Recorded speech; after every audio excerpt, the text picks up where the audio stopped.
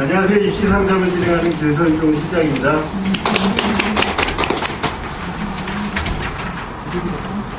우리 아이들이 이제 2024년에 고3이 되고 2025학년도 대학으로 가는 길에서 이제 입시에 대해서 설명을 드릴 텐데요. 2025학년도에 대한 내용은 아직 대학들이 발표를 하지 않았습니다.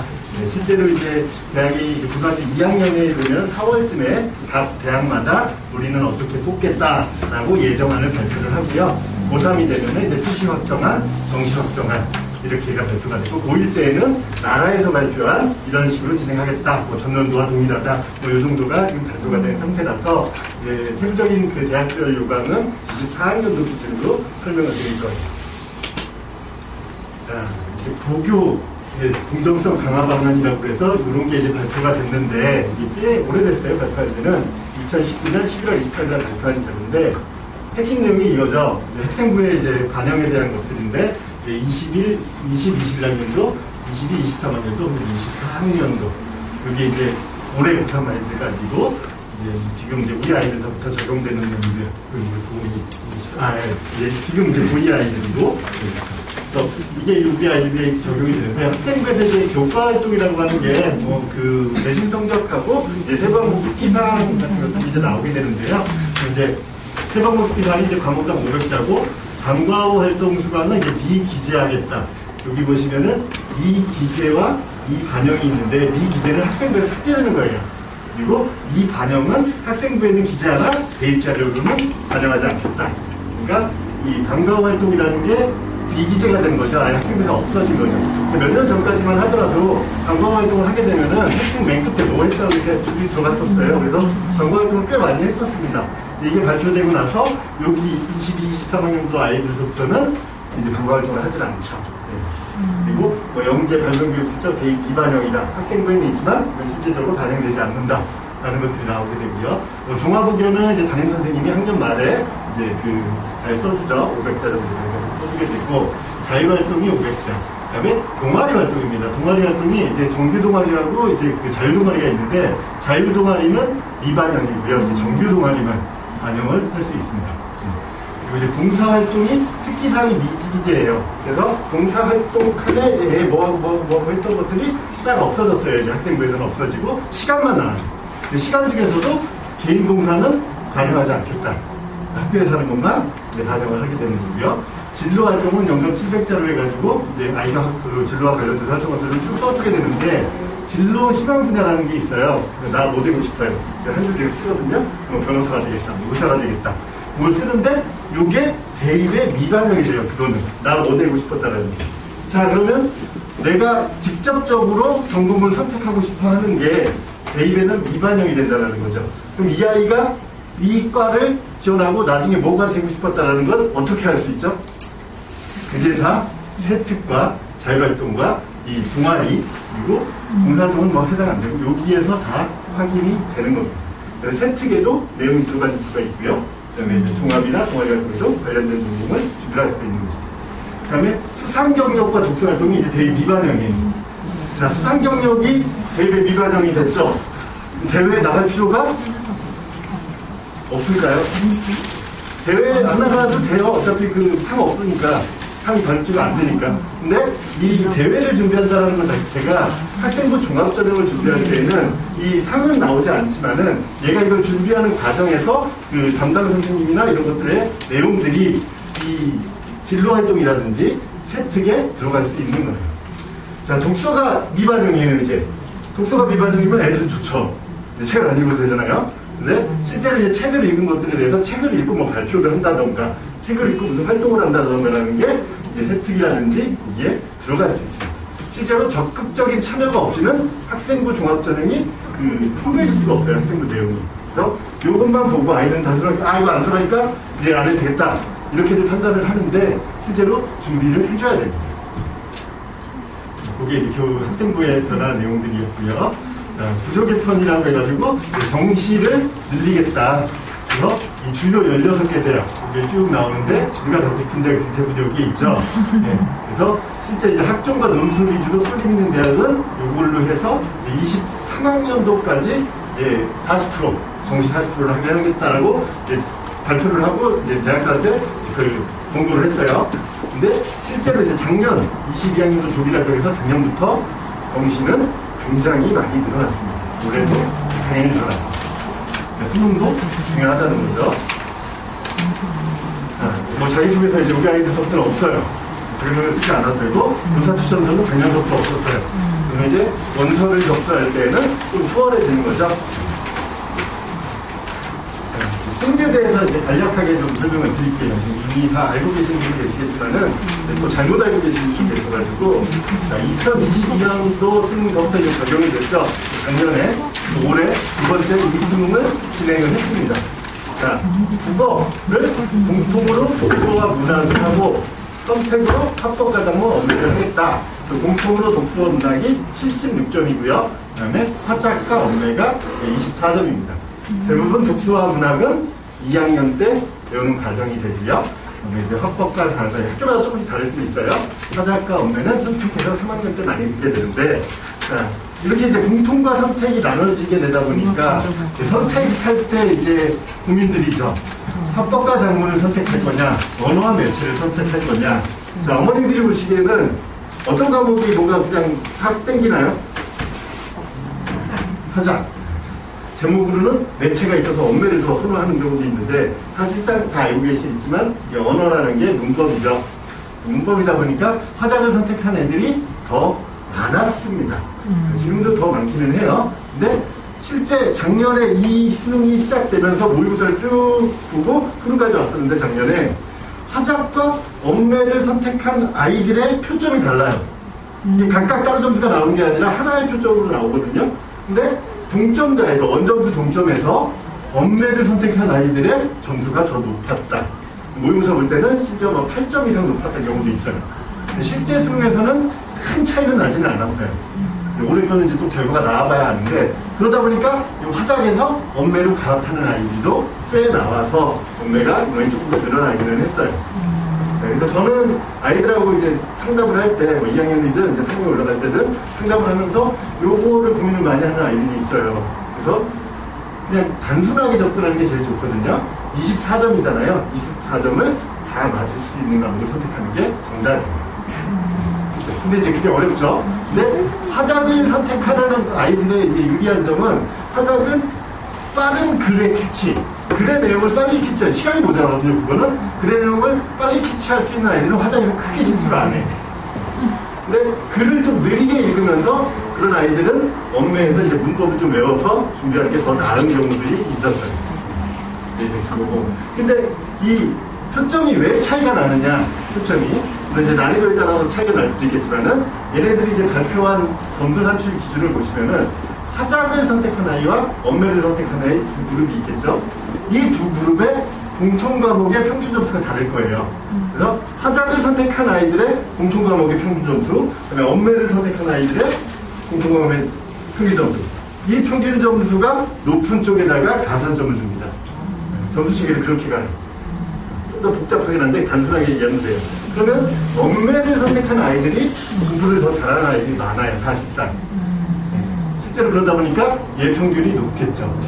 그래서 표점이 얘가 높게 나오는 경향을 보이는 겁니다. 자, 수학입니다. 수학은 모니까 구분 폐지를 얘네들이 주장을 하면서 이렇게 발표를 했어요. 공통으로 수원수2, 그리고 2학년 때 배우는 과목이죠. 그다음에 선택으로는 확통, 미적, 기하.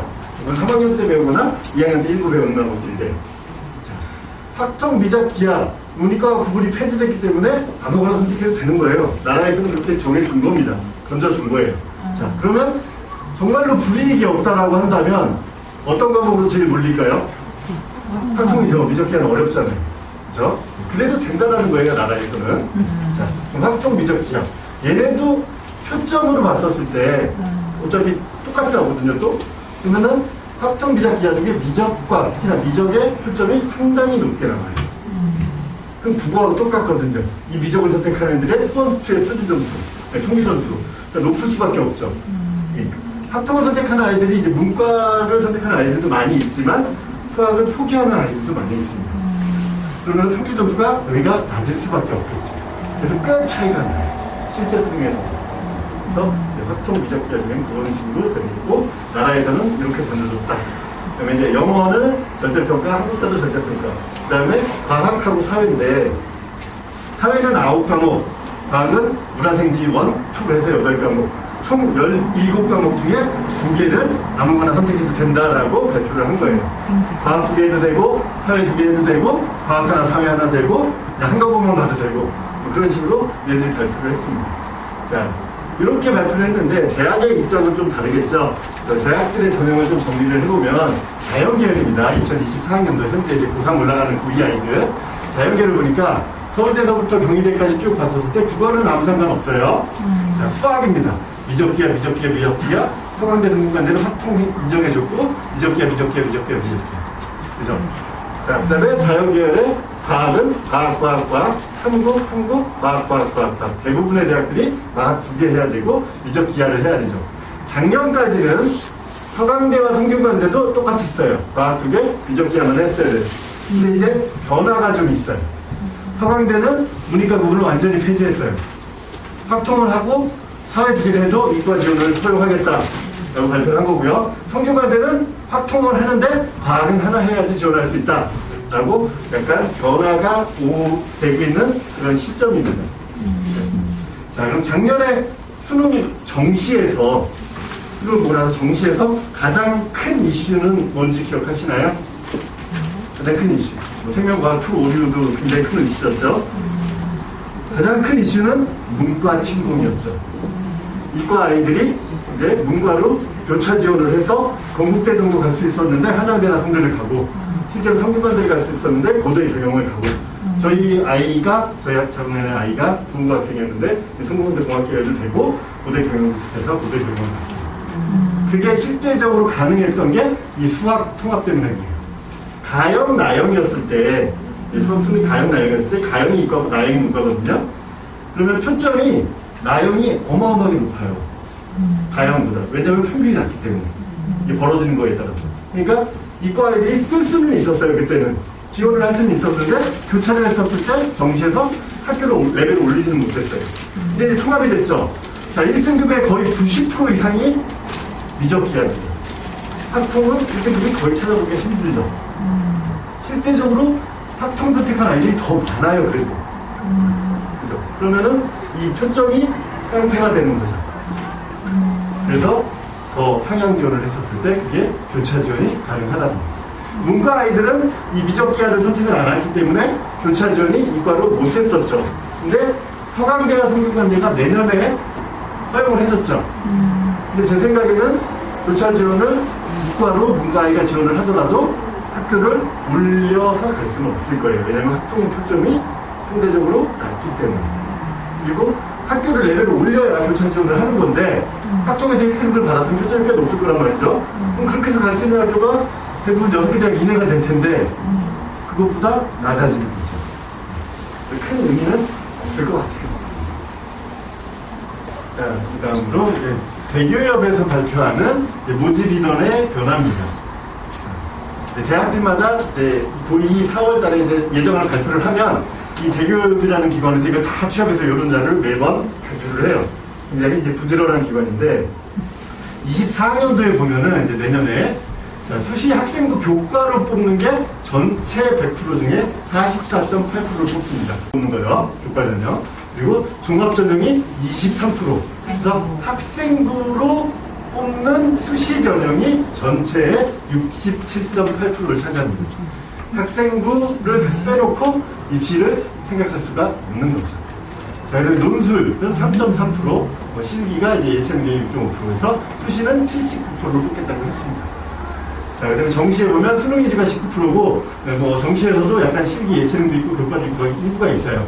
대체적으로 21% 정도의 정시를 뽑겠다라고 발표가 된 거죠. 그럼 정시는 21%밖에 안 되고 수시는 79%.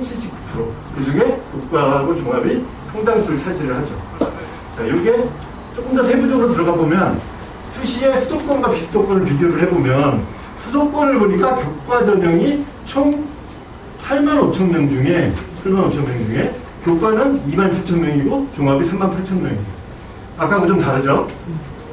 교과보다는 종합이 더 많이 뽑죠. 수도권은. 그죠? 종합을 더 선호한다는 걸 알 수가 있죠, 수도권은.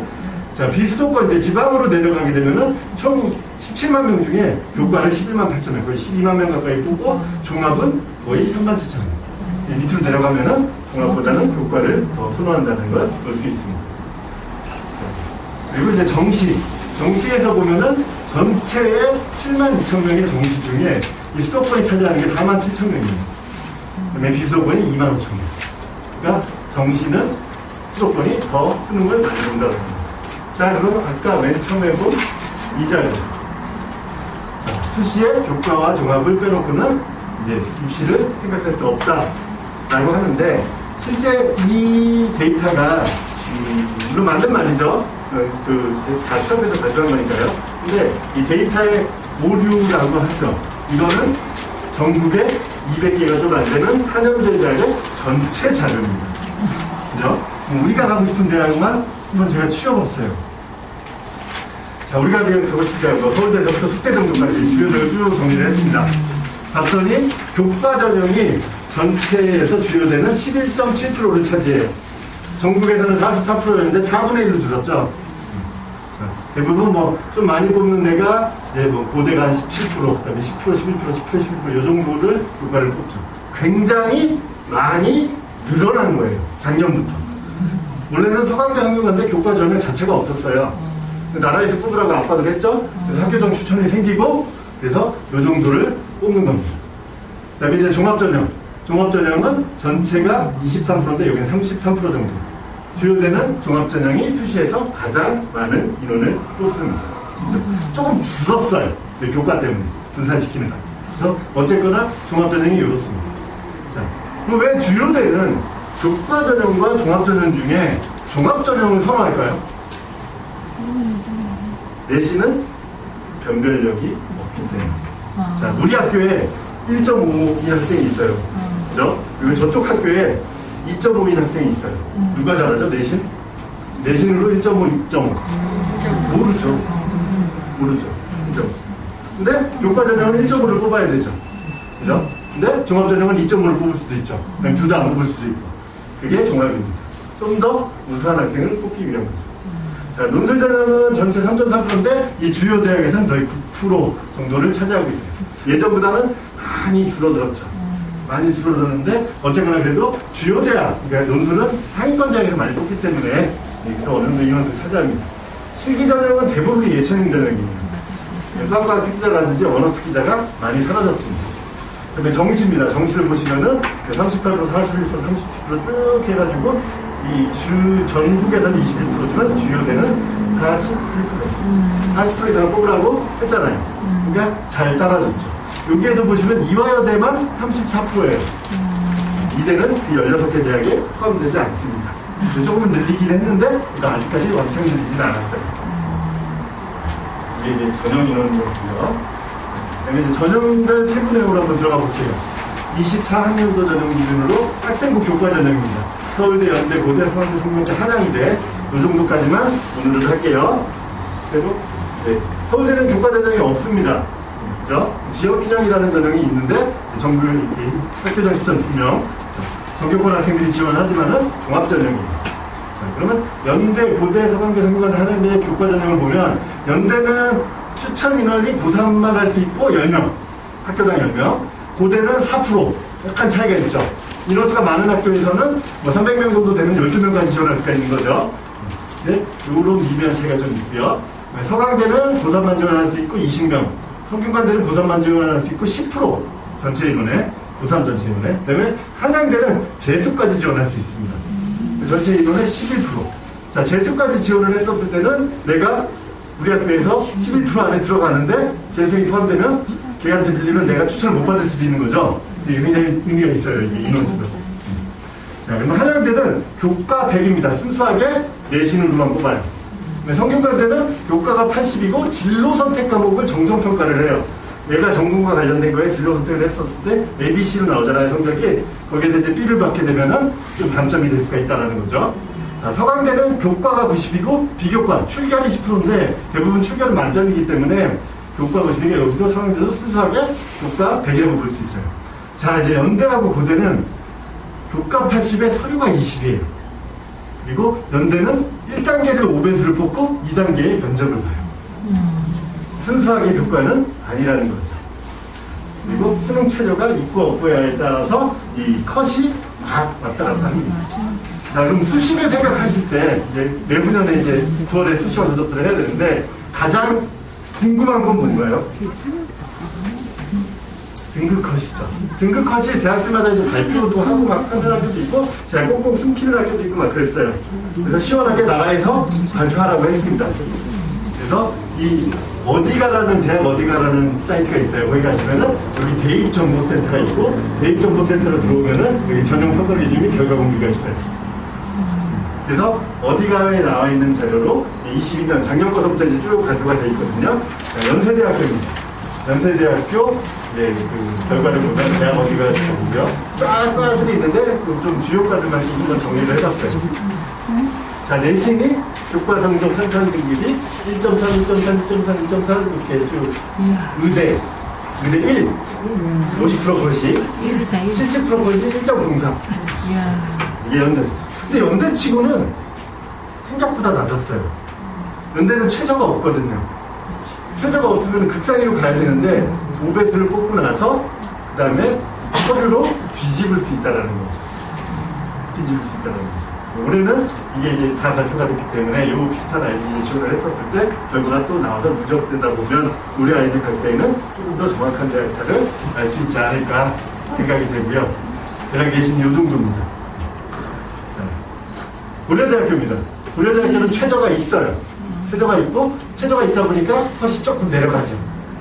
실제로 연대보다 좀 낮죠. 그리고 고려대학교의 서류평가 20%는 굉장히 강력합니다. 실제로 이 내신이 80%가 들어가는데 내신 극간당 점수 차이가 아주 크지 않아요. 실제로 서류로 뒤집을 수 있어요. 학생부 내용으로 뒤집는다는 거죠. 자기소개도 없으니까요. 문제는 이 정도 선에서 보실 수가 있고. 자, 서강대입니다. 서강대는 최저가 있고요. 그 대략 1점대 중반에서 1점대 초반 사이 이 정도. 제가 예상한 거랑 비슷하게 나왔어요. 중앙대보다는 조금 높은 것 같았고 한 1점 중반 정도가 나올 것 같았어요. 서강대. 최저가 있을 때. 최저가 없었으면 더 앞으로 갔겠죠. 자, 그 다음에 성균관대입니다. 성균관대도 최저가 있어요. 최저가 있고 얘랑 서강대랑 유사한 패턴을 걸고 가끔씩 이렇게 풀리는 좀 낮은 과는 2점대 초반까지도 교과 전형에서 풀리는 경우들이 있습니다. 자, 그 다음에 이제 한양대. 한양대는 최저가 없는 대표적인 학교고 계속 교과 전형을 모집을 했었어요. 또 여기 보시면은 점수대가 거의 연대하고 비슷하죠. 연대하고 비슷한데 사실상 연대보다 더 높았어요. 그 전까지 데이터를 보면은 1점대 극초반들이 과들이 되게 많았거든요. 근데 작년에 가끔씩 이렇게 1.5, 2.7, 70% 컷이 이게 화학공학과예요. 한양대 화학공학과는 굉장히 센 거예요. 근데 1.58까지 떨어졌어요. 이게 왜 그런지 저는 그렇게 생각해요. 한양대만 교과가 있었거든요. 연대, 고대, 연대가 있다 없다 하고 고대도 완전 교과는 없었고 뭐 이런 식이었거든요. 근데 연대, 고대, 서강대, 성균관대가 다 교과가 생기다 보니까 이제 추가 모집이 좀 더 많이 돼서 이렇게 올라갔어요. 작년 제가 기억하기로는 1.08인가 그랬어요. 평균 점수가. 1.58 학원가가. 재작년이죠. 재작년. 한양대를 생각을 해봤을 때 한양대 화학공학과가 굉장히 괜찮은 학과지만 1.08의 내신, 평균적으로 1.08의 내신인 아이가 그 아이는 왜 한양대 화학공학과를 갔을까요? 그 점수면 지방국립의대의 최초 합격권이에요. 내신. 1.3 정도 이내까지 가면은 최초 합격을 하거든요. 근데 걔는 한양대 화학공학과를 선택했다는 거죠. 1.08이. 걔는 왜 여기 있었을까요? 최저를 못 맞추신 거예요. 의대 최저. 그리고 정시에 한양대를 못 가는 거예요. 그 내신이 우리 지역에 있는 아이들만 싸우는 게 아니라 전국적으로 싸우기 때문에 그 최저가 없고 내신이 좋은 아이들이 수능은 못 보지만 내신이 좋은 아이들이 있거든요. 그러면 한양대를 적극적으로 지원할 수밖에 없기 때문에 급격하게 앞으로 가는 거예요. 올해는 이제 또 뚜껑을 열어봐야 되는데 이런 것들이 잘 나오지는 않을 거예요. 간혹 특이한 과에 나오긴 하는데 이게 이제 한양대학교입니다. 자, 이제 건국대입니다. 건국대는 최저가 있었어요. 22학년도에. 보면은 대략 1점대 후반. 쭉 요 정도 선, 2점대 요 정도 선에서 끝나게 되고, 수의학과는 아무래도 1.11 정도가 나오죠. 건국대 수의학과는 굉장히 높은 학교입니다. 자, 근데 건국대가 24학년도, 그리고 올해에는 최저가 폐지됐습니다. 그러면 이것보다 급격하게 앞으로 올라갈 수 있겠죠. 자, 그래서 데이터를 보시면서 전년도 입시 결과 이런 것도 보실 거잖아요. 그래서 우리 아이가 1.8 나왔으니까 여기 지원하면 될 수도 있겠다. 근데 그 전형이 바뀌어버리면은 갑자기 내가 광탈을 하게 되는 거죠. 그런 것들도 분석을 하시면서 봐야 돼요. 단국대 정도까지 가면은 2점대 중반에서 이 정도 선에서 교과 전형이 되는 걸 보실 수가 있고, 최저가 있어요. 단국대도 최저가 없으면 조금은 더 올라갔을 거예요. 최저가 있어서 2점대 중반 정도 선에서 교과 전형들이 유지가 된다고 보시면 될 것 같고요. 그다음에 학생부 종합전형입니다. 학생부 종합전형은 서울대, 연세고대, 서강대, 성균관대, 한양대 이렇게 유형을 6개를 봤었을 때, 서울대, 연대, 고대와 서강대, 성균관대, 한양대에서 대입을 이제 바라보는 시선이 약간은 달라요. 일단 서강대, 성균관대, 한양대는 우수한 학생을 뽑기 위해서 굉장히 많은 노력을 합니다. 네? 서울대, 연대, 고대는 우수한 학생을 뽑기 위해서 굉장히 노력은 하지만 그렇게 크게 노력을 하지 않아요. 왜냐하면 우수한 애들이 지원을 많이 해요. 그죠? 그러다 보니까 서강대, 성균관대, 한양대는 면접이 없어요. 그냥 서류만 평가하죠. 성균관대 일부과를 제외하고. 자, 서울대, 연대, 고대는 다 면접이 있어요. 우수한 애들이 많이 지원하니까 1단계에 걸르고 2단계 면접을 해서 더 우수한 애들만 추리겠다라는 거죠. 얘네들의 목적, 서강대, 성균관대, 한양대의 목적은 연고대 애들을 많이 뺏어와야 돼요. 그래서 서류로만 평가하고 최저도 없어요. 자, 그러면 서강대나 성균관대, 한양대에 합격을 학생부 종합적으로 하면 굉장히 행복하죠. 그죠? 행복해요. 그리고 수능 그 이후에 발표가 나오는데, 수능을 봤더니 너무 잘 봐버린 거죠. 수능을. 그럴 수 있거든요. 그날 하나님이 보아서 갑자기 막 엄청나게 다른 거지. 근데 내가 정시에 연고대를, 서울대를 갈 수가 없죠. 수시에 합격을 했기 때문에. 대부분의 아이들이 이제 서강대나 성균관대, 한양대를 수시 합격하면 대부분 행복한데, 간혹 그런 불안한 아이들이 나오죠. 그래서 이런 전형을 납치 전형입니다.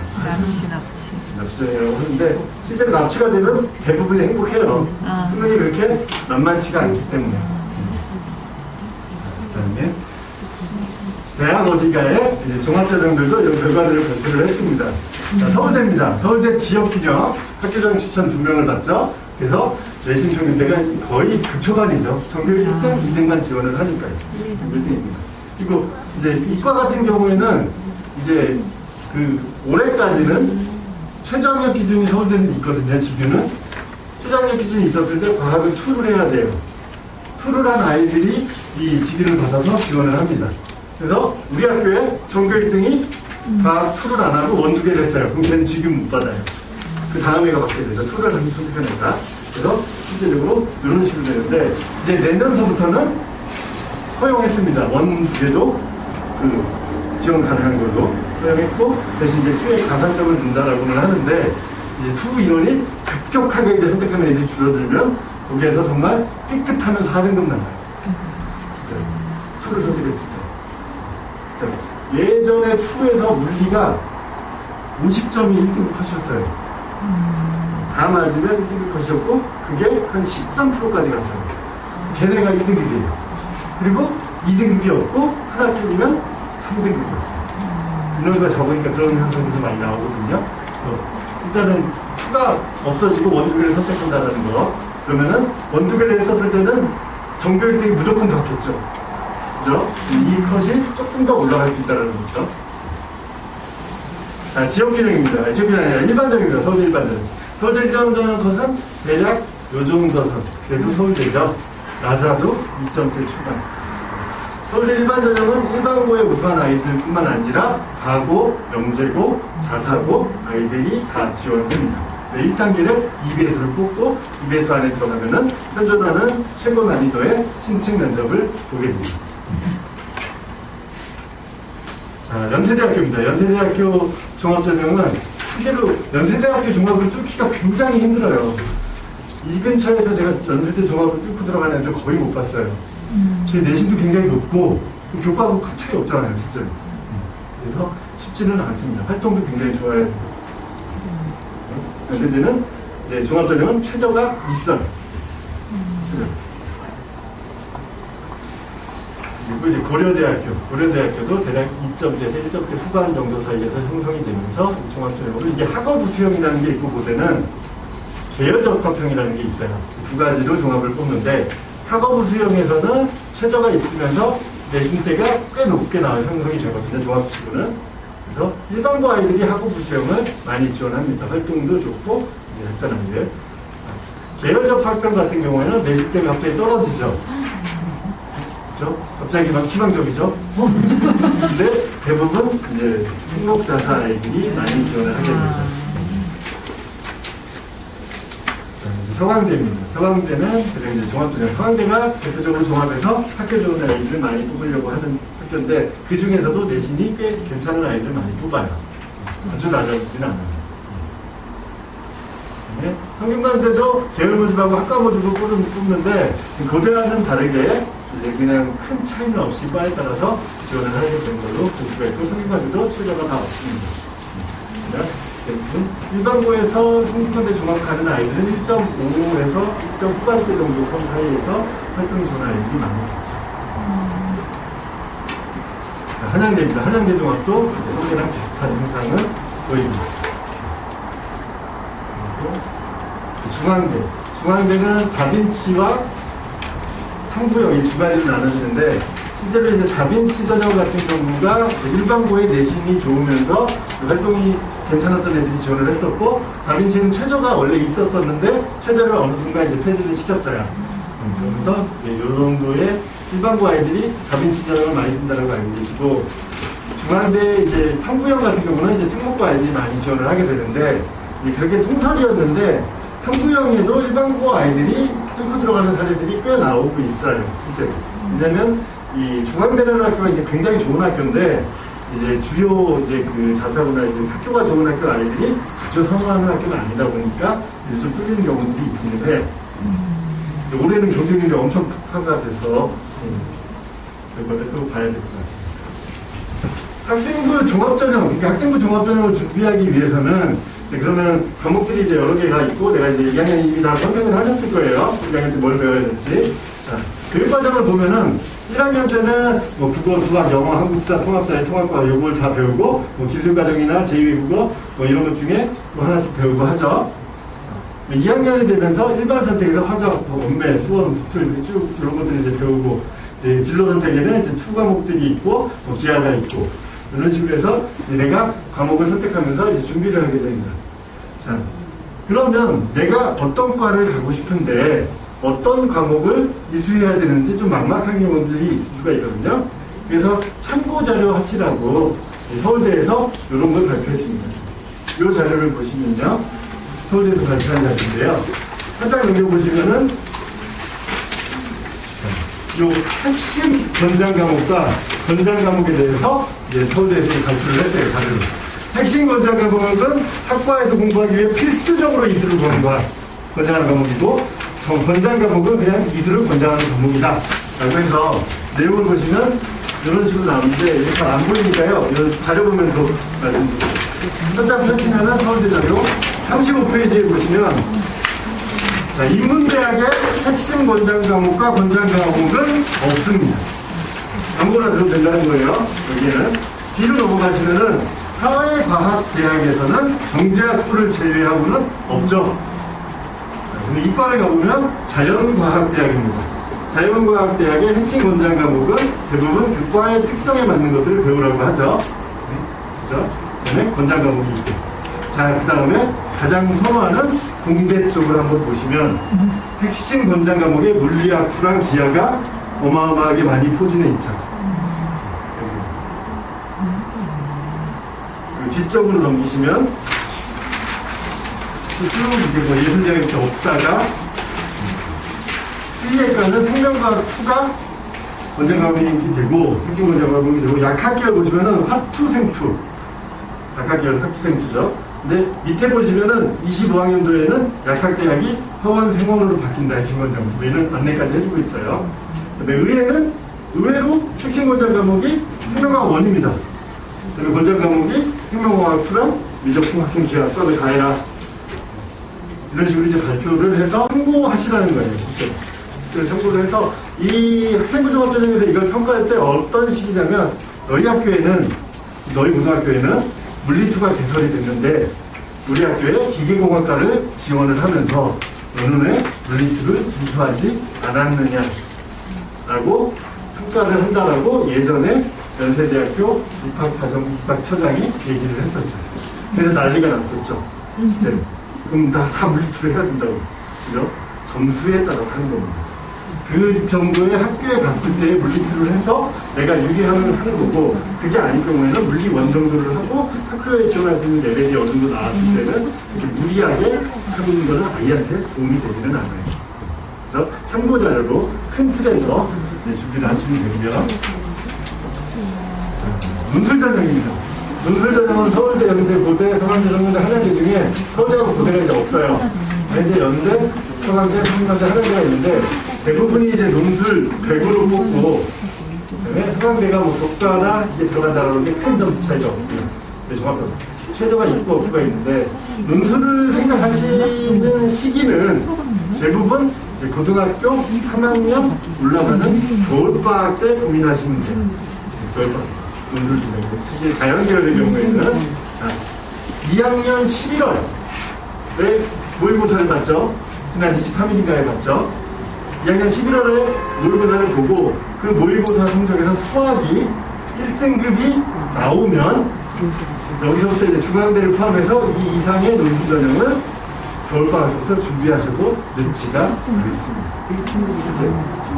예전에는 저는 그냥 95% 정도까지 얘기를 했었는데 이제는 무조건 1등급이 나와야 이 대학의 논술을, 결국 수학 실력이거든요. 수학이 안 되면서 논술을 한다는 것 자체가 굉장히 힘들어요. 네, 논술학원에서는 뭐 수학 3등급, 2등급 나와도 논술 준비하라고 이렇게 부추기는 경우도 있는데 굉장히 싫어해요, 실제로. 왜 그러냐면, 자, 수학에서의 1등급의 인원을 한번 생각을 해볼까요? 예전에 가영, 나영이었을 때는 6,000명에서 8,000명이었습니다. 그죠? 6,000명에서 8,000명. 근데 지금은 17,000명에서 18,000명입니다. 자, 17,000명에서 18,000명. 자, 서울대, 연대, 고대, 카이스트, 토공, 의치한, 서강대, 성균관대, 한양대. 거기에 자연계열 이론들만 다 쳐도 이제 넘어가죠. 근데 수학 1등급이 안 나오면서 논술을 준비한다고요? 이 실력이 안 돼요. 진짜. 예전에 안양고등학교 좀 몇 년 됐는데 안양고등학교 아이가 내신이 국어가 5였어요. 그리고 수학이 2등급 나오고 이해 3등급 나오고 영어가 5, 과학이 5. 그래서 얘가 수시에 쓸 수 있는 대학이 없어요. 수원대나 안양대도 정시에 수시에 힘든 거죠. 그렇다고 해서 모의고사 잘 보냐? 모의고사도 수학만 2등급, 3등급 나오고 나머지가 다 5예요. 정시에 갈 수 있는 대학도 없어요. 그래서 이 아이한테 너는 수원대 적성을 써라. 그때 적성 시대거든요. 수원대, 왜 수원대가 정시가 안 되니까요. 수원대 적성을 써라. 그리고 가천대 적성도 써라. 그래서 수학이 2등급, 3등급. 그때는 1등급이 8,000명 미만이 나오던 시절. 그래서 수학이 좀 되니까 아주대랑 그 강원대랑 이렇게 수능 후에 보는 논술 이란대랑 이렇게 쓰라고 했어요. 이렇게 그렇게 지원을 했어요. 지원을 하고 그 수능 전에 10월 달에 수원대는 그 논술대 적성도 보고 합격자도 발표해요. 최저가 없으니까. 근데 이 아이는 수원대니까 합격을 했대요. 수능 보기 한 달 전에. 얘는 이제 입시가 끝난 거예요. 너 수능 준비하지 말고 아주대하고 그 학교도 지원한 학교도 기출문제 뽑아서 풀어라.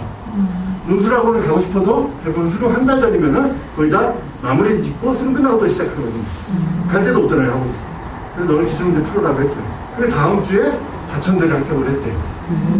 수학하고 국어 두 개를 보는데 그때는 영어까지 있었어요. 수학을 잘하면 합격률이 굉장히 높았어요, 적성이. 가천대가 다행이잖아요. 그래서 수능 끝나고 이 수능이 끝나면은 그 주 토요일, 일요일, 그 다음 주 토요일, 일요일, 그 다음 주 토요일, 일요일 이렇게 2주간에 걸쳐서 논술 시험을 봐요. 이번 주가 이제 마지막이죠. 지금 현재 그래서 12월 초까지 이렇게 갑니다. 아주대하고 인하대가 여기에 있어요. 한양대 가도 올해는 여기. 그러면 얘는 2주 동안 2주 동안 처음으로 논술학원을 가서 논술 준비를 했습니다. 그리고 나주대 기계공학과 최초학을 했어요.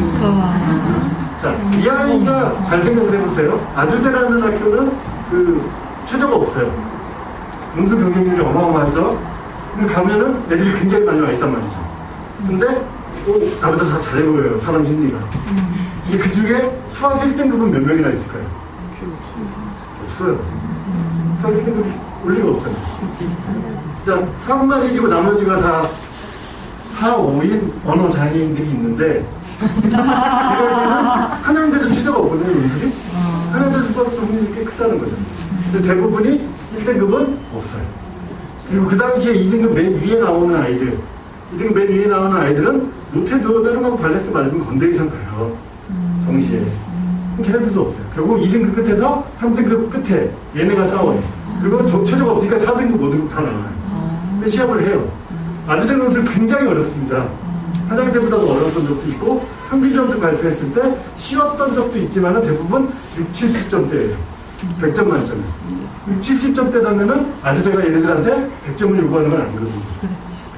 그러면은 그날 2등급 맨 끝에인 이 아이와 3등급 맨 끝에인 이 아이와 누가 더 시험을 잘 보죠? 몰라요. 실력은 비슷비슷하잖아요. 그날 하나 더 상대가 3등급인 거고, 그죠? 실력은 비슷비슷해요. 그죠? 그날 나한테 적합한 문제가 나오면 내가 이기는 거죠. 그게 운인데, 그 운이 로또가 아니라 결국은 수학 실력이에요. 그래서 걔가 결국은 수능에서 2등급을 쳤어요. 수학이 그 정도 되면 충분히 뚫고 들어갑니다. 이 외의 대학들도 굉장히 많거든요, 논술하는 대학들. 그래서 실제 그 대학들을 내가 뭐 가천대도 논술이 있고, 뭐 홍대세종도 논술이 있고, 그 다음에 뭐 강원대, 국민대, 세종대 이렇게 논술이 있는 학교들을 지원을 한다 했을 때 2학년서부터 그 논술들을 해야 되나요? 실제로 모의고사 성적을 최대치로 끌어올리는 게 가장 중요합니다. 이게 왜 그러냐면 9월 달에, 이제 우리 아이들 고3이 되면 9월 달에 원서 접수를 하겠죠. 9월 달에 원서 접수를 하는 기준은 뭘까요? 저도 상담을 하면서 아이들한테 넌 어떤 기준으로 9월 달에 6개 대학을 선택할 거니? 물어봐요. 그러면 얘는 성적이죠. 성적에는 교과가 있죠. 모의고사 성적이 있죠. 비교과 활동도 있어요. 어떤 기준으로 선택을 해야 되냐? 그러면 가장 단순하게 접근을 해야 됩니다. 자, 내가 정시에 어느 정도의 대학을 갈 수 있는 그때쯤 되면 6월달, 9월달 모의고사를 봤단 말이에요. 그럼 내가 이 정도의 정시의 대학을 갈 수 있어요. 그죠? 그러면 이 정도 갈 수 있으니까 수시에 6개 이렇게 써요? 뭐 조건이 되면 여기도 써요. 여기도 쓰고, 여기도 쓰고, 여기도 쓰는 거죠. 이렇게 전략을 세워야 되는 거죠. 그죠? 자, 그러면 우리 아이가 내가 정시가 이 정도를 갈 수 있는데 수시의 교과나 종합전형으로 쓸 수 있는 대학이 여기예요. 아니면 여기예요. 그렇죠? 둘 중에 하나가 나오겠죠? 어디가 더 좋은 상황이죠? 이 상황인가요? 이 상황인가요? 이 상황이죠. 자, 내신은 지금 이제 2개 학기가 끝났습니다. 남은 3개 학기에서 진짜 최선을 해서 저는 아이들한테 2학년 말까지는 내신을 최대치로 하려고 그래요. 그러면은 내신이 어느 정도 항상 뭐 이렇게 올라가던 떨어졌다 올라가던 떨어지던 제가 최선을 다해서 내신 성적을 만들어놔요. 그럼 그 시기가 되면 이제 5개 학기가 끝난 상황이죠. 5개 학기가 끝나서 교과나 종합으로 쓸 수 있는 데는 정해져 있어요. 그러면 모의고사 성적이 이렇게 되는 게 좋은 상황인데 이렇게 되는 게 좋은 상황, 이렇게 되는 게 좋은 상황이죠. 근데 모의고사라는 게 언제 어떻게 성적이 잘 나올지를 알 수가 없기 때문에 그래서 2학년 말까지는 내신을 최대치로 하고 정말로 최선을 다하라고 아이들한테 얘기를 해줍니다. 그 설명은 제가 수능 설명하면서 다시 또 해드릴게요. 논술은 대학 어디가에서 발표하지 않습니다. 한양대 홈페이지에 가보면은 이런 자료들이 나옵니다. 논술은 내신은 대략 이 정도입니다. 논술은 내신보다는 요 성적이 좌우가 되는 거죠. 평균 점수인데 의예과가 76점이었어요. 79점? 76점이죠. 그러니까 76점이었고 수학교육과는 83점, 평균 점수. 수학교육과 애들이 역시 수학을 더 잘하죠. 문제가 달라요. 의대 문제가 다릅니다. 그래서 얘네들이 수학을 더 잘해요. 이런 식으로 알고. 자, 아까 말씀드린 대학 어디가에 나와 있는 50% 교과 70% 컷이 있는데 대학들마다 또 자체적으로 발표하는 대학들도 있거든요. 한양대도 굉장히 잘 발표를 해요. 가보면 점수가 달라요. 왜냐하면 평균 점수를 발표하거든요. 대학들마다. 그래서 그 대학 어디가처럼 발표하는 데도 있고 학교마다 달라서 약간 잘 보셔야 돼요. 50% 컷이 평균이 아닌 건 이해하시죠? 10명 중에 5등인 아이의 점수고 전체 평균이 걔가 아닐 수가 있다는 거죠. 자료를 보실 때 그런 것들을 잘 생각하셔야 돼요. 자, 실기 위주, 실기 시적 위주는 대부분 예체능이라는 거를 이제 보여드리려고 넣어놨고요. 정시입니다. 정시는 이제 서울대, 연대, 고대, 서강대, 성균관대, 한양대 이렇게 쭉 갔었을 때 서울대가 이제 올해서부터 내년도 그렇고 지역균형과 일반 전형으로 나눠가지고 교과 평가가 들어갑니다. 올해서부터 들어갔습니다. 네, 이제 들어갈 거죠. 아직 정치가 안 됐으니까. 이 교과 평가라는 게 이 내신 성적을 점수하는 게 아니라 학생부 내용을 교수님 두 분이 보고 A, B, C를 줘요. AA 만점, 뭐 AB 감점, CC가 최저점. 그런 식으로 해서 평가를 하고 지역적 마찬가지로 학교장 추천하고 일반 전형으로 나눠서 이제 뽑는다라는 거죠. 자, 이제 교과 그러면은 내신 성적이 아니라 학교에서 이과에 얼마나 적합한지 아이를 판단하는 거잖아요. 실제로. 그죠? 그러면 이게 들어갔었을 때 작년에하고 좀 다른 점은 아마 올해는 서울대는 문과 침공이 쉽지는 않을 거예요. 나는 전기전자공학과를 위해서 열심히 학교 활동도 하고 내신 성적도 거기에 맞춰있고 동아리 활동도 맞춰있는데 서울대 경영을 쓴다? 그러면은 이 교과평가에서 좋은 성적을 갖기는 쉽지 않겠죠. 교수님들이 근데 수학 좋아하는 애들을 좋아해서 그럴 수도 있겠지만은 뚜껑을 열어봐야 돼요. 그래서 서울대는 쉽지는 않을 거예요. 그 다음에 연대는 수능 100입니다. 그 다음에 서강대, 성균관대, 한양대 다 수능 100이에요. 서울대가 이걸 발표하고 나서 나머지가 다 따라갈 거라고 예측들 하신 분도 계셨는데 저는 그러지 않을 거라고 했어요. 왜냐하면 귀찮거든요. 서울대는 독립대입니다. 공교육을 활성화시켜야 돼요. 나머지는 수능으로도 충분히 우수한 아이를 뽑을 수가 있거든요. 근데 고대가 좀 따라가요. 고대가 올해까지는 안 그랬는데 내년서부터 요게 들어가요. 교과. 얘는 근데 교과를 내신 성적으로. 그래서 인원도 그렇게 많이 뽑지는 않아요. 이게 하나가 추가된다는 거 알고 계시면 될 것 같고요. 자, 결과평가에서 정시입니다. 서울대 같은 경우는 이거 환산점수가 이렇게 쭉 보여드는데 환산점수는 매년 달라요.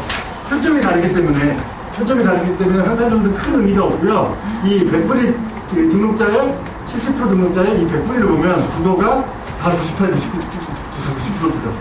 의대입니다. 100, 수학 100, 과학이 98. 원투였으니까 98. 그리고 99.17, 영어 1등. 서울대가 다 이런 식으로. 수학은 대부분 99등이죠. 왜냐하면 사실상 이렇게까지는 아니었어요. 가형 나형이기 때문에. 왜냐하면 인원수가 8,000명, 7,000명 되면은 서울대라고 하더라도 의대한테 뺏기거든요. 근데 17,000명이 돼버리니까 이름이 너무 많아집니다. 그러니까 그 위에 있는 이렇게 되죠. 그러니까 의외로 영어가 2등급이 상당히 많아요. 2등급이. 작년 영어가 1등급이 6%밖에 안 나와요. 작년에 굉장히 어려웠어요. 그러다 보니까 이렇게 돼요. 그리고 서울대는 영어 급간 점수 차가 크지 않아요. 이런 걸 참고해서 보시고, 내가 96.7, 실제 수능에서 아니면 모의고사를 보면서 이 100분위가 나올 수 있거든요. 이 100분위가 나왔어요. 그렇다고 이걸 썼을 때 합격한다라고 보시면 안 돼요. 비율이 달라요. 그러니까 상대적으로 수학이 120이고 국어가 100이고 탐구가 80이 들어갑니다. 그래서 상대적인 거에는 내가 탐구를 잘 봐버리고 수학은 떨어져서 평균은 똑같은데 그럼 불리한 거죠. 정신은 그것까지 생각을 하셔야 돼요. 자, 연세대학교입니다. 연세대학교도 만만치 않죠. 자, 의대국가의 연대의대는 국어 100, 수학 100, 탐구가 99예요. 원 2개니까. 그리고 연대는 1등급이 많이 보입니다. 영어가. 연대는 1등급과 2등급의 영어 점수 차이가 꽤 나요. 1등급과 2등급은 5점, 1등급과 3등급은 12점. 그러니까 3등급이 되는 수가 연대를 쓸 수가 없게 되죠. 꽤 크거든요. 그래, 이 정도의 백분위를 보여줍니다. 자, 고려대학교. 고려대학교는 연대와 비슷하지만 조금씩 떨어져요. 탐구에서. 이런 식으로. 그리고 2등급이 꽤 많은 걸 보실 수가 있습니다. 어쨌거나 국어 수학이 압도적으로 높아요. 우리 연대 고대가. 탐구에서 약간의 조정이 됩니다. 서강대. 서강대는 탐구 비중이 제일 적기 때문에 탐구가 굉장히 낮은 걸 볼 수가 있는데 수학은 꽤 높아요. 그것도 그리고 영어가 여기까지 왔을 때는 이분이 꽤 높아요. 수학을 잘 봤을 때 영어는 다 커버가 돼요. 평균만도 그러니까 약간 의대, 약대학 의대가 197, 그러니까 약대는 895. 그 정도의 평균을 보여줍니다. 단수 소리가 들리는데요. 아직 시작도 안 했습니다. 우리 아이들. 자, 그 다음에 이제 한양대도 이렇게 되는데, 한양대 수학 수준이 굉장히 높아서 국어가 조금 부족했을 때, 한양대를 썼을 때 수학이 잘 나오는 아이들은 유리한 경우도 있어요. 과학 비중도 꽤 높고요. 중앙대 정도 갔을 때는 이제 조금씩 더 내려가는 걸 볼 수가 있고요. 또 경희대 전형에서는 국어가 많이 내려갔죠. 탐구도 많이 내려가고. 수학은 1등급을 찾기가 쉽지 않죠. 의대나 백학기의 제일적으로는.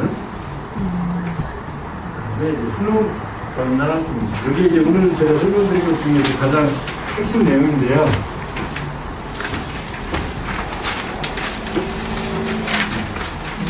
대입을 이제 생각하시면서 모의고사 성적을 받아보셨죠? 고등학교 1학년이니까 6월달, 11월달 이제 받고 내년에도 6월달, 11월달에 봅니다. 아이들이 이제 모의고사를 보면은 그 교육청 모의고사를 보죠. 교육청 모의고사는 성적표를 보시면은 A4 한 장으로 굉장히 친절하게 나옵니다. 보시면은 국어, 우리 반 등수, 정도 등수가 나와요. 그리고 전국 100분위가 나옵니다. 과목별로 다 나와요. 거기서 다 나오고 옆에 보시면은 국어수학 탐구 조합으로 해가지고 내 위치가 나옵니다. 거기에 100분위가 90이면은 상위 8%. 그런 걸 보면서 내 위치를 가늠하시면서 보실 수가 있고 성적표에 보면은 뭐 틀렸는지 다 나와요. 이제 친절하게 A4 한 장 나옵니다. 근데 대부분의 아이들이 고등학교 1학년, 고등학교 2학년에서 4번, 경기도는 4번 시험을 본 걸 가지고 나의 위치를 판단을 하는 거죠. 그럼 이제 그대로 가면 좋은데 실제로 이제 고등학교 3학년이 되면서 모의고사는 지금까지 1년에 2번씩 보다가 고3이 되면 3월, 4월, 6월, 7월, 9월, 10월 6번의 모의고사를 보고 수능을 봅니다. 그 중에 이제 평가원 모의고사라는 게 6월과 9월에 되고 있어요. 자, 보시면 이게 응시 인원의 변화라고 해서 실제로 21학년도, 22학년도 이제 올해 수능 결과는 아직 발표가 안 돼서 보시면은 3월 달에 그때 코로나 때문에 3월 안 봤어요. 4월에 3만 32만 명. 그때는 33만 36개. 3월 달에. 3월 달에 제가 30만 명 좀 넘는 고3 아이들. 이제 보죠. 자, 교육청 모의고사는 우리끼리 경쟁을 해요. 같은 학년. 매번 같이 시험을 봤던 아이들. 그래서 내 위치가 어느 정도 파악이 되죠. 근데 6월 달이 되니까 갑자기 얘네가 듭니다. 6월 달에는 재작년에 5만 5천 명, 작년에 5만 7천 명, 올해 6만 5천 명. 재생들이 들어오는 거죠. 자, 그러면 우리끼리 이렇게 경쟁하다가 요 5만 7천 명의 아이들이 이렇게 같이 들어와서 같이 시험을 보죠. 그럼 다른 시험이에요. 경쟁생이니까. 내 위치가 이렇게 있었는데 5만 7천 명이 다 내 밑으로 들어와요. 근데 100분위가 확 올라가겠죠? 그럴 리가 없잖아요. 위아래로 섞여 들어오죠. 근데 시험을 보는데 나 시험 괜찮게 본 것 같아. 100분위가 떨어질 수 있다는 거죠. 그게 6월 모의고사입니다. 1차 쇼크가 와요. 진짜. 그리고 평가원 모의고사가 교육청 모의고사하고 다른 점은 난이도가 조금 더 어려운 경우가 많아요. 그래서 3월, 4월 모의고사에서 특히나 가평 같은 경우 다 1등급이 나왔다가 6월 보면은 3등급으로 추락하게 돼요. 실제로. 그래서 그런 차이점이 있습니다. 근데 그 재수생들이 6월 달에 시험을 보는 재수생들은 물론 다 잘하는 건 아니에요. 물론 잘하는 도 있지만은 다 잘하는 건 아니거든요. 그리고 6월달 아이들은, 재수생들은 공부한 시간이 짧아요. 1년 더 하는데 왜 공부한 시간이 짧죠? 자, 지금 고3 애들 뭐 하고 있나요? 열심히 수능 공부를 하나요? 일단은, 이제 수능이 끝나잖아요. 그죠? 뭐 논술, 면접 뭐 이런 일정들이 있어서 일단은 기다리고 있는 거죠. 수시를 써놨으니까 수시를 기다립니다. 수시를 결과를 발표했더니 안 됐어요. 그럼 이제 정시도 쓰겠죠? 정시를 썼더니 또 안 됐어요. 그럼 추가 문제 써요. 그럼 또 안 됐어요. 2월 중순, 2월 말이에요. 자, 11월 중순에서 2월 중순까지 얘네는 나는 수능 끝났으니까 내년을 준비해서 수능 준비 열심히 해야지 라고 하는 아이들이 간혹 있겠지만은 대부분의 아이들은 일단 기다리다가 이제 시간을 보내죠. 자, 그럼 이때 수능 시험지를 이때 2월 말에 아이한테 똑같이 주면 똑같이 푸나요? 다시 공부를 해야 되죠. 근데 그 아이들은 본격적으로 공부한 게 3월, 4월, 5월 3달 공부한 거예요. 그리고 6월 모의고사 보는 거죠. 우리 아이들은 11월 모의고사 보고 기말고사 끝나고 겨울방학 동안에 진짜 고3이 되면서 대부분의 아이들은 목적이 있기 때문에 하려고 합니다. 하려고 하는 애도 있고 그냥 공부를 되게 열심히 하는 애도 있고 근데 대부분 하려고 해요. 그래서 저 생각보다 열심히 해요. 그러고 나서 3월 시험도 봤죠. 그죠? 그리고 4월 시험도 봤죠. 6월까지 온 거예요. 그러니까 연속성상으로는 재학생들이 더 연속성이 강해요. 근데 뚜껑을 열면 얘네 성적이 더 높게 나오는 것이 맞죠. 왜 그럴까요? 실력상으로는 큰 차이가 없어요. 실력상으로는 6월 재수생들하고는. 근데 얘네들은 학교를 갈 거예요. 보다 절실하죠. 자기가 필요한 것만 공부하겠죠. 근데 우리 아이들은 이 6월달이 최악입니다. 자, 겨울방학도 열심히 공부했어요. 근데 지금 공부하고 났더니 3월달에 개학하고 나서 한 20일쯤에 3월 모의고사 봐요. 그죠? 그리고 나서 3주 있다가 4월 모의고사 봐요. 4월 모의고사 봤더니 중간고사예요. 중간고사 끝났더니 2월 모의고사예요. 굉장히 피폐한 상황에서 보게 됩니다. 그죠? 그래서 6월달 모의고사는 재학생들이 실력이 없어서가 아니라 그리고 대학생들은 처음 보는 거거든요. 평가 모의고사는 실전에서 굉장히 긴장을 많이 합니다. 그래서 6월 모의고사는 멘탈을 유지하라고 해요. 그럼 안 밀려요 진짜. 근데 9월은 얘기가 달라져요. 재작년에 6만 6천 명, 한 1만 명 정도 늘었죠. 작년에는 한 2만 명 정도 늘었습니다. 올해도 한 1만 명 정도. 1만 명. 매년 그래요. 6월보다 9월에 이 재생들이 더 많아요. 왜 많을까요? 반수생들이 들어요. 반수생들이 물론 다 잘하는 건 아닌데 반수생들 중에는 극상위권이 있어요. 아주 재수없는 애들인데 연구대를 다녀요. 근데 나는 서울대를 가야겠다는 거죠. 서울대 연구대 다니면서 나는 의대를 가야겠다는 거죠. 심지어는 의대를 다니고 있어요. 근데 더 좋은 의대를 가야겠다는 거죠. 그런 아이들이 투입이 됩니다. 그리고 작년에 특이하게 2만 명이 정도가 늘어났는데 작년에는 약대가 틀어졌죠. 1,500명 정도를 약대를 뽑으니까 재생들이 더 달라졌죠.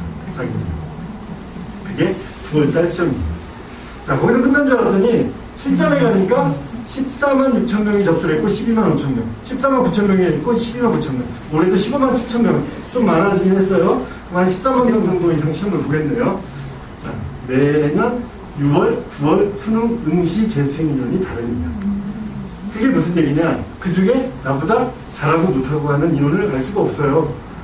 그러니까 내 위치를 정확하게 파악하기가 쉽지 않은 게 수능이라는 거죠. 자, 그렇더라도 재생들이 다 잘하는 건 아니죠. 얘네들도 성적이 이렇게 정기분포를 할 거예요. 재학생들 성적도 이렇게 정기분포를 하겠죠. 그래서 합치면은 뭐 약간의 오차는 있겠지만은 내 성적이 그렇게 밀릴 이유는 없잖아요. 사실상 그냥 따져보면. 근데 왜 재학생들이 성적이 떨어지느냐?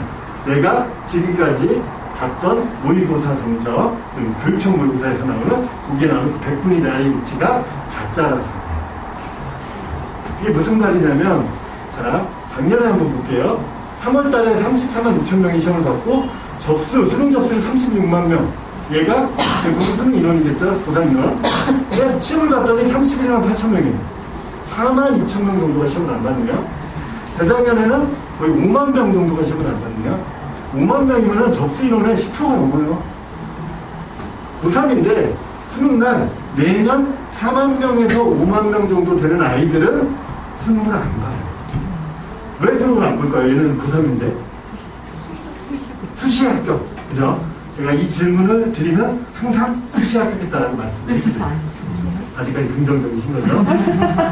실제로 수시 합격하는 애들도 있습니다. 근데 생각을 해보세요. 수시 합격하고 수능을 안 보려면 6개 대학을 씁니다. 수능 최저가 없어야 돼요. 그리고 수능 전에 합격자를 발표해야 돼요. 그리고 6개 대학 쓴 것 중에 그 대학이 제일 마음에 안 들면 시원하게 앞으로 갈 수 있겠죠. 제재 조건이 좀 꽤 있어요. 근데 재학생들은 그 수시 합격을 하면 의리가 있어요. 내가 수능 가서 가르쳐줄게. 너 가감부장 어떻게 할 일도 없으니까 나 찍고 오는 애들도 꽤 있어요. 수시 합격하는 애들. 근데 생각보다 적어요. 안 보는 애들. 수시 합격하는 아이들은 이미 그래도 어느 정도 공부를 하는 아이들이라서 시험을 보러 갑니다.